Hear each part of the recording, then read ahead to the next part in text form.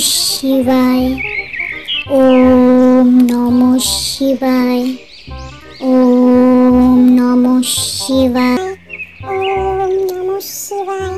ওম নমঃ শিবায়। ওম নমঃ শিবায়। ওম নমঃ শিবায়। ওম নমঃ শিবায়। ওম নমঃ শিবায়। ওম নমঃ শিবায়।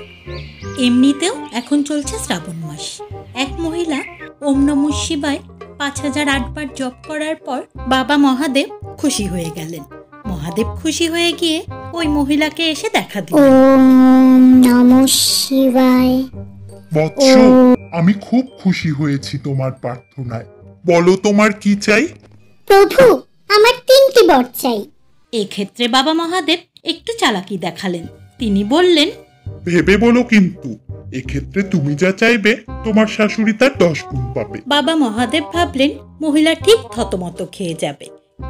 আচ্ছা বাবা, তাই হবে। বেশ, তবে চাও। প্রথম বর, বাবা, আমাকে অনেক সম্পত্তি দিন। বাবা মহাদেবের কথা মতো তার শাশুড়ি 10 গুণ সম্পত্তি পেল।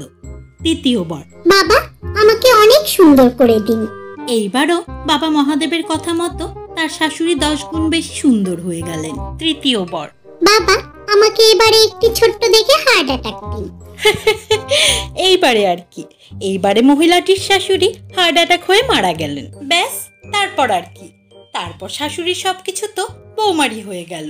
বাবা মহাদেব আজও ত্রিশূল নিয়ে ওই বেটাকে খুঁজে বেড়াচ্ছেন, যে নাকি বলেছিলেন মেয়েদের বুদ্ধি তাদের নাকি হাঁটুতে থাকে।